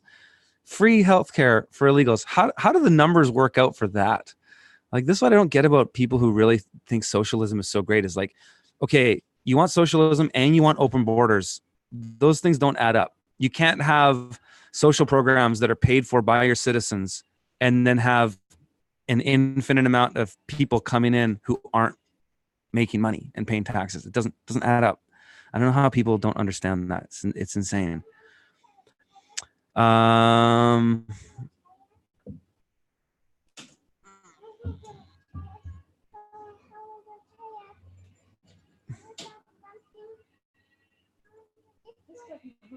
Oh, dude, I don't take interns. I stopped doing that a long time ago. And I'm not farming, so I couldn't have you as an intern on my farm there. What about visiting herb farm? Yeah, you know what? Actually, that's a good idea. We actually have a pretty cool lavender farm here in Kelowna. Maybe we should go visit them. There is a CSA green guy in Central California. Okay, I want to speak to this because I see a few comments here on like interning and free labor. So here's one thing you got to understand if you're early in the game, and I appreciate what you're saying about, yeah, I'll come and work for free if you teach me stuff. There is all what am I trying to say? All jobs are not equal, right? So your labor for free doesn't necessarily equal my time. Just as though your willingness to dig a ditch, just using an extreme example, your willingness to dig a ditch at a value of $10 an hour does not equal an hour of a neurosurgeon's time, right? So keep that in mind when you're proposing that to farmers, because the best farmers won't do that. It's not worth their time. So like, for you to come and work for free for them is not worth their time, because their time is so much more valuable, not only because they have to be on the farm to create value on the farm, and on their farm, a good farmer will probably create at the very least $200 to $500 an hour of value. Like an experienced farmer who's got skin in the game, who owns the business, can step into the operation and create that much value per hour. So can you offer that much value? That's the question you have to ask. And if the answer is no, I would say you will have way better luck visiting really good farms by offering more value up front. And unless you can be realistic about that, you're just whatever. You're just not going to get the offers or get the invitations. You need to offer value, and you need to really understand what value you can create. What's that worth practically? And then how can you offer more than you're asking for? Because it's always easier to offer more, because then the chances of you getting the reciprocal offer are greater. So that's how I think about it, sort of like real world economics of skill, economics of human capital, if you will. Can you explain more about debt-based economy with investment? I don't know what you mean. Thoughts on commercial hemp, not for CBD oil, textile, seed oil, etc. I think it's all awesome. The video that's coming out tomorrow From the Field is all about like the CBD stuff. Like this farm I visited, Clutch Hemp Co. They're all CBD, and I think fiber. They're doing fiber now. I think it's amazing. The one challenge that I've learned about hemp in this whole like learning process, I've been talking to a lot of growers. I wish I had more interviews. I'm doing my best. I've sent out emails to lots of growers. I want to learn more about the seed side, like the hemp seed side. I want to learn more about the fiber side. But one thing I've learned is that it's very tough on machinery. Hemp is a tough plant. Like some of my plants back there, the stalk is this thick. Like it's like a tree trunk. And, it's tough on machinery. So those innovations will come, that's one thing I learned though is, it's tough, but I think it's an amazing crop. I wish, if I could wave my magic wand and have, I'd probably have a long list of things I would like to accomplish, but one of them would be, I'd love to see the Midwest in the US, instead of growing GMO corn, be growing hemp. Just be growing massive 1,000-acre fields of hemp, because it's such a beautiful transitionary crop. Like it's a low feeder. It's super versatile. It produces more food and more proteins and more sugars than, well, maybe not sugars, but more useful stuff than corn. And it's actually good for silage, I've been learning. So yeah, it's awesome. Politics is is this about AOC? Oh man, why does it skip every time? Okay, ask AOC. She really said we can land on the sun. I wouldn't be surprised. That AOC, I wonder if she's just placed there by the elites for comic relief, because she's so insane. This whole, I've been meaning to make a video about this for a long time.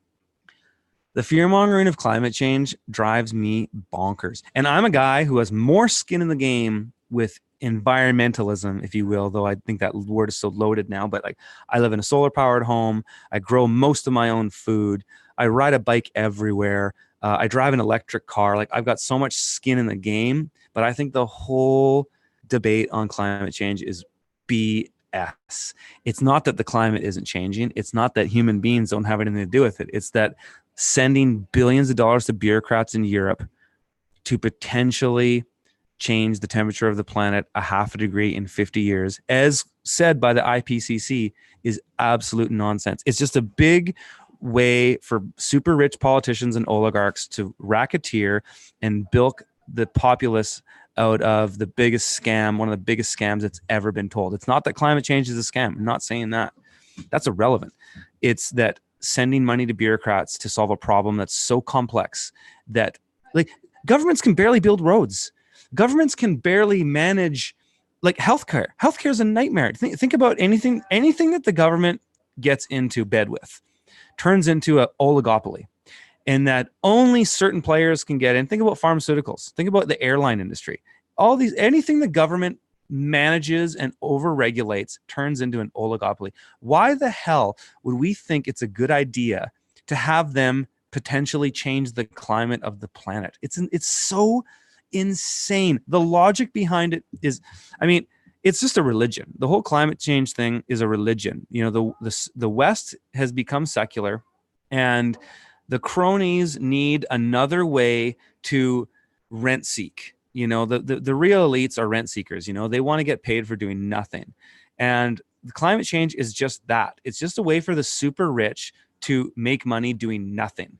And that is just, They can only tax you so much, right? Until there was a revolt. They can only inflate the currency so much until there's a revolt. They need a new way to make trillions of dollars and provide no value. Because you can look down the line, all these things like when Obama was giving money to solar companies, how these companies just tanked overnight. Then all these CEOs left and just filled their boots. Like, it's just another racket. It's just a scam. And like, I'm all for environmental stewardship. I'm all for, and I have more skin in the game with that than most people I know. I really do. And I'm not bragging about it. But it's just true but this is just BS. Like, governments are not going to save the environment for anything. Governments are actually going to do, in my opinion, governments do more harm for the environment than the free market. Let me give you some examples. One example is regulatory compliance. When you look at building codes, regulation for production, whether it's like assembly line production, agriculture, you name it, the regulations cause people to do certain things to either get around them or meet them. And to meet regulatory compliance costs money, thus costs energy, costs time, money, whatever. And it's like all these things just create so many inefficiencies that we end up burning more energy and spending more money than we need to. And I think that's by design, right? That's by design. In a debt-based money system, you want people to spend lots of money. Oh, good question. Oh, not much longer. My wife's asking me how much longer I'm going to go on.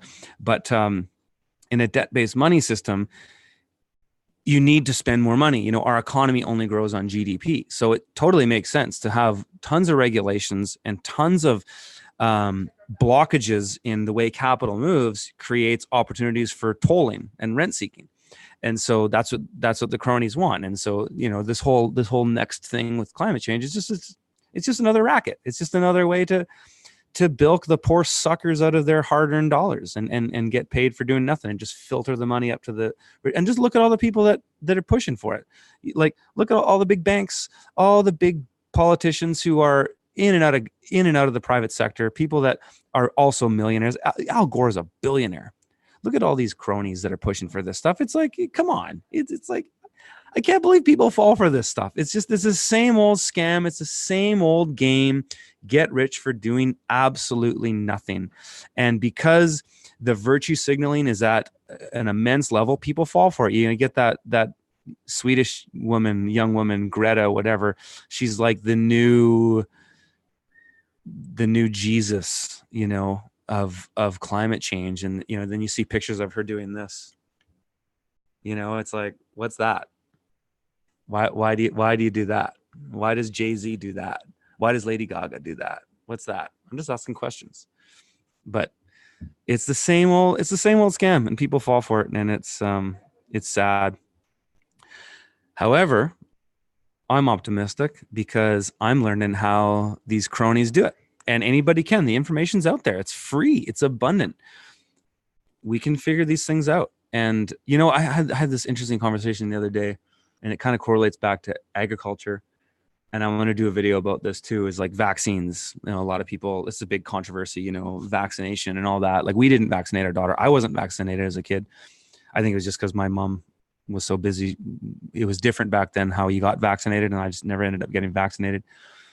And my daughter's not vaccinated. I was in Montreal hanging out with an old friend, and he's a nurse. And so he's like right into the medical system, the conventional medical system. And he freaked out on me for not vaccinating my daughter. And I was like, well, why? Like, why would I vaccinate? Like, the MMR vaccine is the one that they're really pushing. And there's a lot of fear mongering about it. Mainly protects against measles and some other medieval diseases that are completely gone from the first world. I looked at all the side effects, like 1 in 10,000 chance of like seizures, 1 in 10,000 chance of blah, blah, blah, all these things. And it was like, why would I take that risk when my daughter's not in daycare?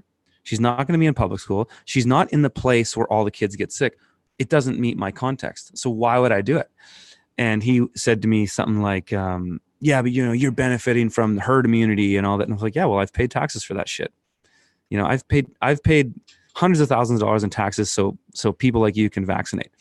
And here's the thing too. The way I think about it is like, humans we're just farmed, right? We're farmed by the elites essentially. And think about this metaphor in regards to farming. I kind of thought about this recently. It kind of blew my mind. Cities are like industrial animal farms, like cages. Like it's like caged animals. It's not the way human beings naturally live. Like human beings naturally live in communities of about 100. And historically, before like big civilizations, they always branched off, kind of like Mennonite or Hutterite or Quaker or Amish communities kind of do that. That's actually how human beings are naturally meant to live. And then cities are this new phenomenon. And it's like, think about it with farming. So in the cage farm, where all the animals are caged, they need steroids, they need vaccinations, they need all kinds of other injections, because animals don't naturally live that way. And so they have to fight off all these diseases that they would normally build immunities to in the natural environment. So you've got your caged animals that are all vaccinated and steroid and pumped up with chemicals. And then you got your farm fresh, regeneratively farmed beef that you buy from Joel Salatin on his type of farm. And those animals don't need vaccines. They don't need steroids. They don't get sick. Why? Why don't they get sick? Because they're not living like caged animals. It's the same. This is my opinion on vaccines now. Like, I don't care if people vaccinate. I don't care if the public school system forces kids to vaccinate, because I'm in the 1% of people that would never play in that game. Like, I believe in regenerative systems. I believe in small communities. I believe in sustainability and all these great things. And that doesn't fit the status quo. I'm not in that. So why would I vaccinate my daughter and take those risks when the risks of getting measles are irrelevant to us? We're not around tons of kids. Like, our daughter hangs out with a few kids that go to daycare, not very many. They're always sick. They're sick every single week. Our daughter's never sick. She's been sick once and it lasted 2 days. Why? Why is that? Is it lifestyle? Is it coincidence? I'm just asking. But that's my thoughts on that. And yeah. So anyways, this has gone on quite a while, almost 2 hours. So I will never be rich because I can't lie, cheat, and steal. Dude, that's you're believing a lie. You're believing a lie. It's not to say that there aren't tons of rich people that lie, cheat, and steal, but that is not what's required to get rich. And I know, because I've met some really amazing people that do incredible things, and that is coming from a scarcity mindset. By believing that, you are essentially saying that you believe that wealth is a zero-sum game, that there's only a certain amount of capital, and that in order for you to get more, you have to take from somebody else. It's a myth. It's just not the way it is. Human beings create capital out of nothing because we find new ways to use things that nobody else saw before. The animal kingdom doesn't do that in the same way. It's a thing that's very specific to humans on this planet. And that's why we create wealth. So you're believing a myth there, brother. Anyways, guys, I got to get back to a home life. Have yourselves a fantastic weekend. And I think I'm doing this next week. Let me look at my calendar. Am I doing this next week? Yep. We'll be here next week. Same time, same channel. And yeah, we'll see you guys later. Have a great weekend.